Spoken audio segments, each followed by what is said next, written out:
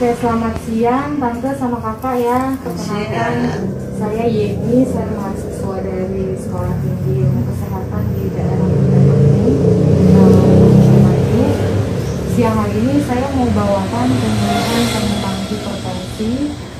Itu nanti waktunya kurang lebih 40 menit ke depan. Nanti saya akan menjelaskan tentang tanda dan gejala, pencegahan, komplikasi, sama penyebab dan diet yang baik untuk orang dengan hipertensi. Nah, sebelumnya saya mau tanya dulu nih, apa pernah udah tahu atau udah pernah dengar tentang hipertensi itu apa sih? Darah tinggi. Tahunya darah tinggi aja ya? Ya, tekanan darah tinggi. Tekanan darah tinggi. Jadi di sini saya akan ulas lebih lanjut ya. Nah, di sini hipertensi itu tekanan darah yang persisten, artinya menetap. Dia akan selalu tekanannya darahnya itu sistolnya di atas 140 dan diastolnya di atas 90. Sistol itu batas atas 140, diastol batas bawah itu 90. Jadi kalau orang dengan tekanan darah 130 berarti dia di ambang batas normal. Tapi kalau sudah di atas 140 berarti dia sudah dikatakan hipertensi. Apalagi dengan menetap, maksudnya terus menerus gitu ya. Jadi hipertensi itu tekanan darah yang melebihi 140 bagian atas dan bagian bawahnya di atas 90. Penyebabnya dia ada dua ya penyebabnya, yang primer dan yang sekunder. Kalau primer ini masih belum diketahui penyebabnya kenapa. Jadi tiba-tiba tensi saya sering tinggi, atau tiba-tiba saya kok sering sakit kepala ya, tensi kok tensinya tinggi, padahal saya nggak punya penyakit lain gitu, hanya suka pusing. Nah, itu belum diketahui penyebabnya. Sedangkan kalau sekunder itu dia udah diketahui dengan jelas penyebabnya apa. Jadi mungkin dia punya penyakit jantung, terus dia mungkin punya penyakit ginjal. Nah, kalau orang udah dengan penyakit ginjal atau punya penyakit jantung, pasti salah satunya itu penyebabnya adalah hipertensi. Jadi maka dari itu kita harus menjaga supaya si tensi ini tetap stabil. Dia nggak bisa selalu normal, tapi stabil paling enggak gitu. Nah, kemudian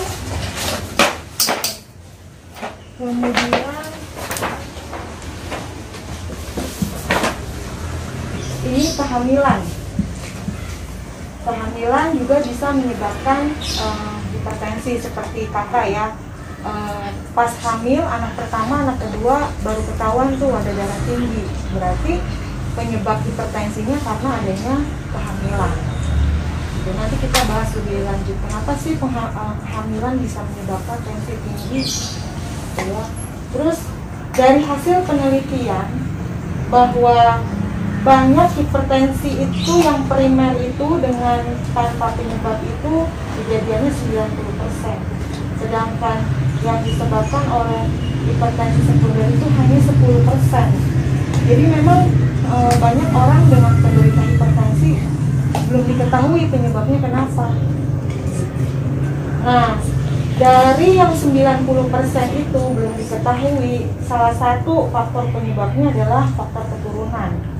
Jadi dari ayah ibunya ada hipertensi, kemudian turun ke anaknya. Nah, mungkin kakak salah satunya nih, dari ibu atau bapak ada yang hipertensi turun ke anaknya. Maka dari itu kalau sudah tahu silsilah dari keluarga ada yang hipertensi, kita sebaiknya menjaga dengan gimana? Ya, pola makan dan gitu ya. Terus ciri perseorangan, jadi semakin kita bertambah umur, dia akan semakin tinggi tensinya. Kenapa? Karena semakin banyak umur, aktivitas kita semakin banyak, jenis makanan yang dimakan juga beragam. Jadi penumpukan kolesterol itu juga salah satu menyebabkan si tensi menjadi tinggi gitu. Terus kebiasaan hidup nih, kebiasaan hidup misalnya dia suka merokok, terus dia suka minum alkohol, kemudian maaf ya tante, gemuk, itu juga salah satu penyebab seseorang itu bisa jadi hipertensi. Kemudian stres, ini coping stres ya. Jadi kalau seseorang yang mudah tersinggung, mudah memikirkan sesuatu, itu pasti dia akan menyebabkan pembuluh darahnya itu jadi sering menyempit. Nah, menyempit itu tekanan jadi tinggi dan akhirnya tensi bisa naik. Itu sih hubungannya lebih ke hormon sebenarnya. Kemudian tanda dan gejala udah otomatis tensinya akan tinggi lebih dari 140. Kemudian dia suka sakit kepala, pusing, rasa berat di tengkuk, nih di belakang leher ya. Terus sulit tidur, matanya berkunang-kunang. Kemudian lemah, lesu ya, terus mereka tampak pucat, tidak bergairah gitu ya. Nah, komplikasinya apa dari stroke ini? Dari hipertensi ini, salah satunya stroke. Kenapa bisa stroke? Karena penyakit hipertensi ini penyakit yang terkena di daerah pembuluh darah arteri namanya. Makanya dia merupakan salah satu penyakit jantung. Jadi dia kategorinya penyakit jantung, bukan penyakit dalam ya. Jadi karena dia mengenainya di pembuluh darah, nah area pembuluh darah itu salah satu area di jantung, berhubungannya dengan jantung. Jadi kalau seseorang dengan darah tinggi, itu tekanan darahnya di pembuluh darah itu tinggi. Sama kayak selang kalau kita jepit, mancurnya kan lebih jauh, tekanannya lebih tinggi. Nah sama kayak pembuluh darah kita. Jadi kalau tekanan ke area otaknya tinggi, itu lama-lama dia si selang itu jadi lebar kayak karet. Nah melebar akhirnya dia bisa pecah. Sama kayak pembuluh darah kita juga. Kalau semakin hari sering tinggi nggak diobatin, makannya masih apa aja, minum obatnya nggak teratur, itu lama-lama pembuluh darah di kita jadi karet melar. Nah akhirnya dia pecah. Nah pecahnya itu bisa salah satunya di otak, makanya disebutnya stroke gitu. Terus yang kedua bisa menyebabkan serangan jantung. Yang ketiga bisa menyebabkan gagal jantung. Gagal jantung itu jantungnya lebar, besar, jadi dia gampang capek. Terus gampang capek karena jantungnya besar. Kenapa bisa besar? Karena pembuluh darah di area jantung itu dia semua melebar, tekanannya tinggi, sehingga jantung nggak mampu nih nahan tekanan tinggi ini, lama-lama dia lebar. Sehingga kompensasinya apa? Orangnya jadi cepet capek, terus aktivitas sedikit udah lelah, jalan sedikit juga capek, kadang kedua kaki juga bengkak, itu salah satunya ya. Terus gagal ginjal kenapa kok bisa menyebabkan gagal ginjal? Jadi si tekanan darah yang tinggi ini dia menyebabkan di ginjal itu juga aliran darahnya nggak lancar, menyebabkan aliran darah di ginjal itu juga tekanannya tinggi, sehingga ginjal tidak mampu untuk memfilter ya, atau menyaring segala racun-racun yang ada di tubuh kita. Nah karena dia nggak mampu, akhirnya ginjalnya gagal nih untuk mengeluarkan racun-racun yang ada di tubuh kita. Kan keluarnya lewat air kencing ya, ditandai dengan keluar air kencing. Nah kalau kencingnya kita semulai sedikit, terus kadang-kadang anyang-anyangan, terus kencingnya juga misalnya volumenya nggak banyak, nah itu kita harus curiga, jangan-jangan saya ada masalah di ginjal saya nih gitu. Jadi perlu segera memeriksakan diri ke dokter. Pencegahan, nah kita udah masuk nih ke pencegahan. Jadi kalau kita udah tahu nih, aduh saya kena hipertensi nih, karena keluhan saya suka pusing, atau saya pernah kontrol tensi saya lebih dari 140.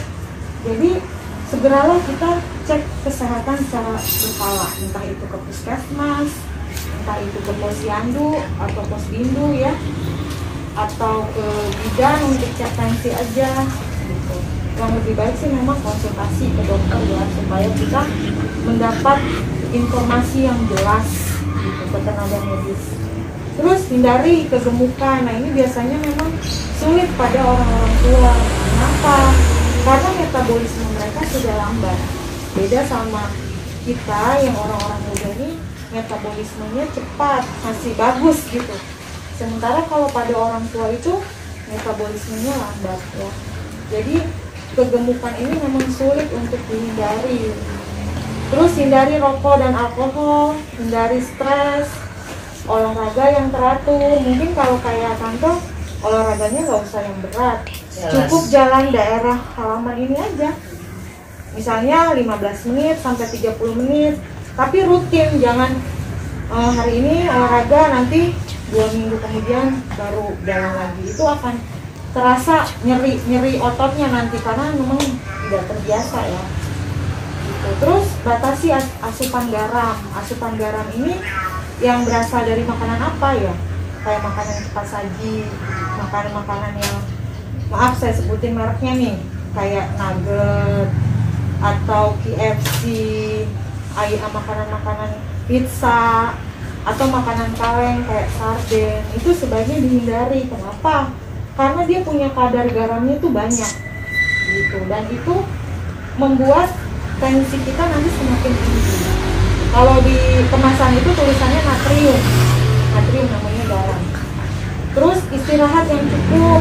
Kemudian yang terakhir, bisa kita mengkonsumsi jus untuk menurunkan hipertensi. Ini salah satu pola hidup yang sehat supaya tensi kita tetap stabil. Gitu. Jadi hipertensi ini pada dasarnya penyakit yang tidak dapat disembuhkan. Ya, kenapa? Karena dia memang penyakit yang tadi idiopatik ya, kronik gitu. Tapi dia bisa dikontrol dengan apa? Ya dengan obat-obatan, terus dengan tadi kita diet rendah garam, rajin olahraga, kontrol gitu. Nah yang terakhir ini diet hipertensi. Nah tujuannya apa? Untuk membantu menghilangkan nutrisi garam atau air di dalam tubuh untuk menurunkan tekanan darah pada hipertensi.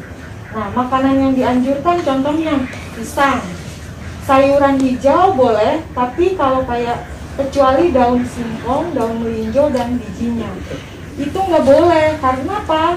Karena dia banyak mengandung purin juga. Purin itu apa? Asam urat. Itu jadinya kita punya masalah baru lagi, punya hipertensi juga, terus kita punya asam urat, itu harus dihindari. Terus kita juga boleh nih disarankan yogurt atau olahan susu lainnya yang rendah lemak. Jadi kita nggak boleh minum susu full cream, susu yang tinggi lemak, itu nggak boleh. Kita harus minum susu yang rendah lemak. Terus oatmeal itu kayak sejenis ya sereal gitu sarapan pagi pengganti nasi, itu disarankan. Sama kita boleh makan ikan, karena ikan ini banyak omeganya. Terus yang dihindari atau dibatasi ya tadi makanan cepat saji, makanan-makanan yang berkemasan gitu ya, yang banyak mengandung garam dan gula. Terus makanan yang berlemak tuh contohnya kayak jeroan, kulit ayam, seafood, kuning telur, terus daging, tetelan, itu semua tidak diperbolehkan untuk dimakan. Nah, tadi yang kita jelasin itu yang kehamilan ya, kenapa kehamilan itu bisa menyebabkan seseorang menjadi hipertensi. Jadi rupanya pada saat seseorang pada saat seseorang hamil itu aliran darahnya itu dia tidak hanya ke jantung tapi juga ke janin. Dia harus membagi. Nah beban dari si janin itu akhirnya menjadi beban juga buat jantung, sehingga jantungnya itu dia tidak mampu gitu ya untuk untuk melakukan pemompaan, sehingga tekanan di area aliran darah itu menjadi meningkat karena adanya beban si janin, dan dia harus memberikan peredaran darah juga ke area janinnya. Jadi itulah yang menyebabkan seorang jadi kok tiba-tiba tensinya naik tinggi. Nah, dari sekian pemaparan saya, apakah tante sama kakak ada pertanyaan, karena setelah ini nanti ada beberapa evaluasi yang saya mau tanya dari semua yang sudah saya jelaskan. Kalau misalnya non, kalau seledri itu bisa dimakan langsung gitu, nggak usah di jus. Sebaiknya seledri itu di jus ya, karena dia ada takarannya. Oh, Gitu. Ada ininya, ya itu tadi, ada gram-gramnya supaya dia efektif untuk dimakan. Kayak contoh seledri selain bisa buat di jus, tapi dia juga bisa buat bahan makanan lain, jadi olahan, jadi bumbu gitu.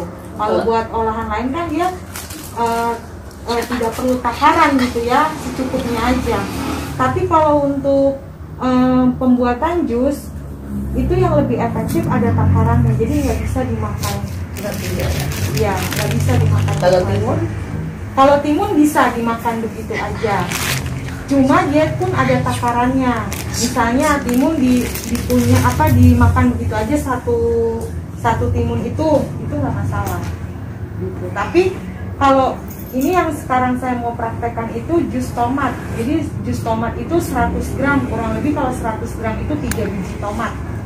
3 biji tomat, ukuran sedang, 3 buah tomat ukuran sedang itu di jus, dicampur dengan 50 cc air tuh kurang lebih nggak nyampe setengah ya, Setengah gelas. nggak nyampe setengah gelas. Kalau setengah gelas kan 100, nah dikurangi lagi sedikit, kurang lebih 1/3 ya, 1/3 gelas gitu. Baru dicampur nanti di jus. Nah kalau masih ada biji-bijinya boleh disaring. Jadi itu ada takarannya. Kenapa? Karena tomat itu mengandung vitamin C. Nah si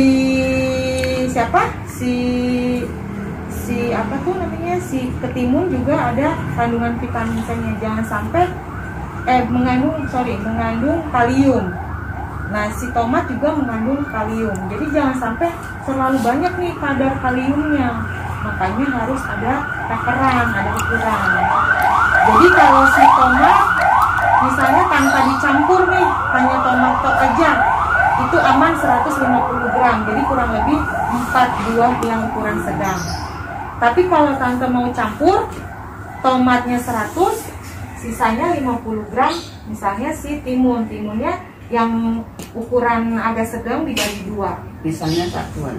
Ya? Pisang, oh enggak ada. Nggak ada pisang, jadi hanya tomat. Kalau pisang itu dimakan biasa aja, nggak perlu di jus. Jadi yang perlu di jus itu tomat, jus apel sama seledri dicampur, jus belimbing dan timun. Kalau pisang kita makan aja begitu, karena kalau kita jus dia kan berubah warna ya, jadi semua pisang. Tapi yang disarankan itu yang banyak kalium itu seperti pisang Ambon, itu banyak kaliumnya. Terus pisang barangan itu juga banyak kaliumnya. Kalau jenis pisang kayak, kalau mau dibilang semua pisang berarti pisang nangka, pisang kepok bisa. Tapi kan kalau dimakan begitu ada yang sepet gitu ya, Goreng. Justru digoreng malah tambah lemak. Baiknya dikukus atau direbus gitu. Kalau tomat nih, dia kan punya lambungnya, Ya. kan asam, dia kan nggak bisa asam. Terus dicampur gula bisa nggak ya misalnya? Nah, baiknya itu sesudah makan. Jadi nih, kakak habis makan pagi bikin jus, terus rasanya misalnya kok tawar nggak enak, boleh dicampur dengan 1 sendok gula pasir atau sekitar 5 gram ya. Madu boleh ya? Madu juga boleh, madu 1 sendok atau 2 sendok bisa, nggak masalah gitu. Itu hanya variasi kombinasi aja supaya rasanya lebih enak. Cuma nutrisinya masuk ya. Cuma takaran gulanya memang tidak boleh banyak, yaitu 5 gram. 5 gram itu ya sekitar 1 sendok makan, itu 1 sendok makan sekitar segitu. Jadi tidak boleh lebih, karena tadi udah dibilang gula juga harus dihindari gitu. Ada lagi pertanyaan? Udah ya? Oke, tante tadi sudah bertanya. Sekarang saya balik nanya nih. Tadi hipertensi apa, Tan? Tekanan darah tinggi. Di atasnya berapa? Lebih dari 140, bawahnya? lebih dari 90. Ya, oke. Tanda dan gejalanya apa, Tan? Sakit kepala, sakit tengkuk, Iya. terus Pusing. Iya, oke. Bener ya. Komplikasinya tadi apa aja, Tan? Ada 3. ginjal, jantung, Gagal jantung, gagal Gagal ginjal, sama stroke ya. stroke. ya. Pencegahannya apa, Tan? Tadi salah satunya pencegahan untuk hipertensi tadi kita hindari apa? Dari stres, Dari stres. alkohol, Iya, minuman, ya. Olahraga, cek darah, ya. kalah. Ya. Jadi itu ya, jadi kurang lebih ya seperti itu untuk bukan pencegahan, pemeliharaan di saat kita sudah terkena hipertensi. Oke, sampai di sini berarti cukup jelas ya pemaparan saya ya. Iya. Jadi evaluasinya adalah hipertensi penyakit tekanan darah melebihi dari 140 atasnya dan bawahnya melebihi 90.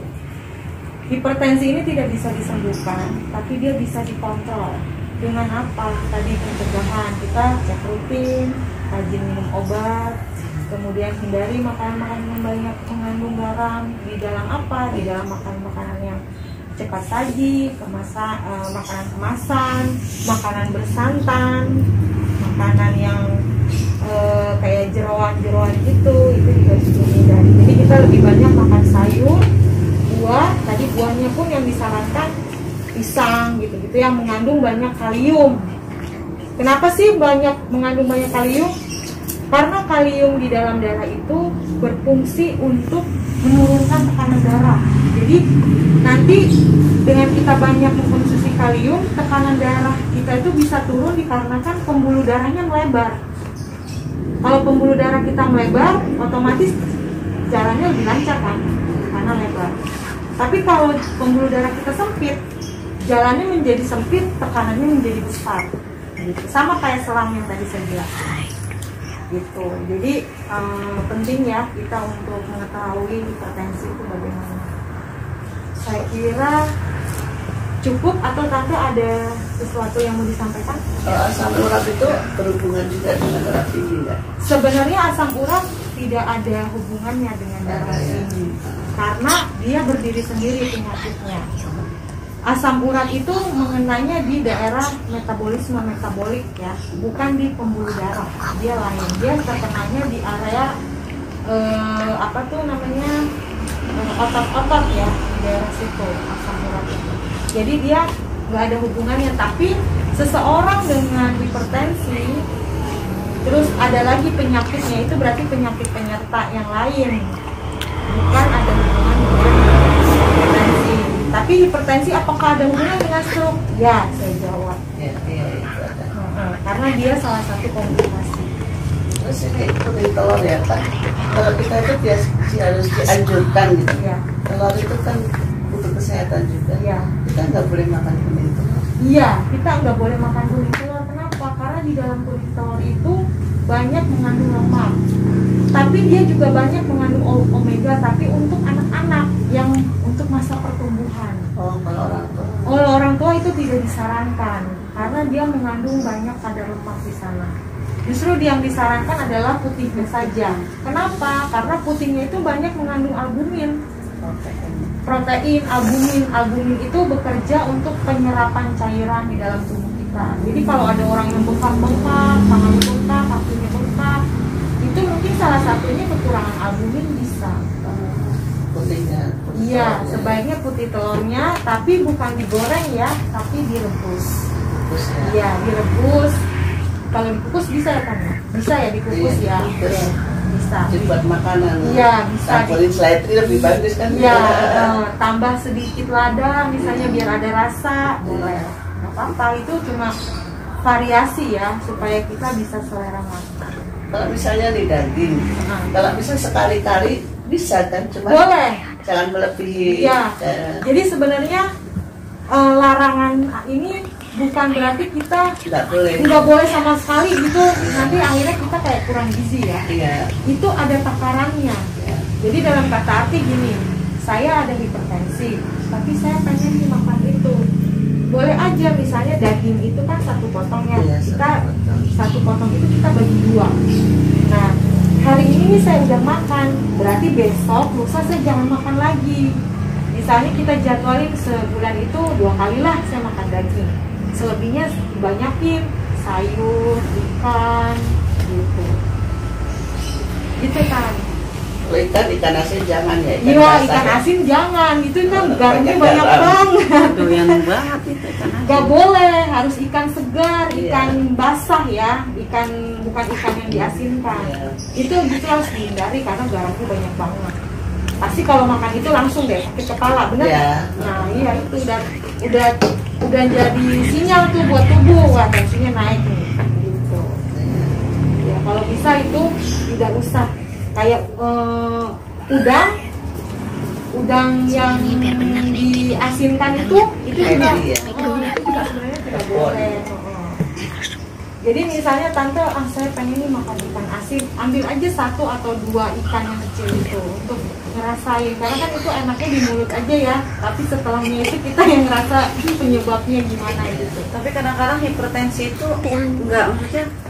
nggak memberikan sinyal gitu, nggak bergejala gitu. Tiba-tiba. Tiba-tiba iya memang. Ternyata tensi kita tinggi, padahal kita nggak ngerasain apa-apa. Karena dia udah beradaptasi, udah terbiasa. Kadang ada orang yang gini, saya sakit kepala, terus dia bukan kesadaran diri sendiri, dia mengakui, oh ini kayaknya hipertensi nih, karena dia sebelumnya udah tahu, tapi dia mengabaikan. Ada yang seperti itu. Tapi ada juga seseorang udah biasa tensinya tinggi, tapi dia nggak ada gejala. Itu kenapa? Iya karena dia udah beradaptasi, pembuluh darahnya udah beradaptasi. Tapi itu resikonya bisa menyebabkan dia menjadi stroke.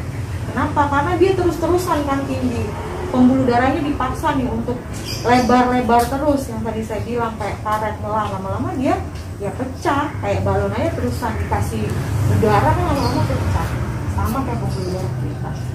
Maka itu pentinglah yang disebut dengan harus cek berkala, tensi, kontrol, supaya kita bisa tahu, oh perasaan saya terus normal nih tensinya gitu. Kalau yang saya tanyakan nih, kalau obat darah tinggi itu dimakannya itu pagi apa malam sih? Semua obat darah tinggi itu beda-beda jenisnya. Oh. Kayak contoh amlodipin. Amlodipin itu baik diminumnya malam hari. Saya pagi. Nah, malam hari baiknya. Kenapa? Karena dia ada mengandung ininya apa tuh obat untuk biar si tensi itu tetap stabil pada saat kita istirahat. Tapi kalau kayak tensi pas, terus captopril itu boleh diminum pagi hari. Karena kenapa? Dia memang untuk menjaga pada saat kita aktivitas gitu. Jadi memang idealnya obat hipertensi itu kalau dari dokter jantung kami ya di Cinere itu, dia itu baiknya diminum pada saat kita sebelum melakukan aktivitas, supaya pada saat kita aktivitas kan gerak nih banyak, jadi baiknya diminum dulu nih obat tensinya. Kalau seandainya udah terbiasa dengan minum pagi, nggak apa-apa dilanjutkan. Supaya kenapa? Supaya pada saat kita aktivitas kita udah ada nih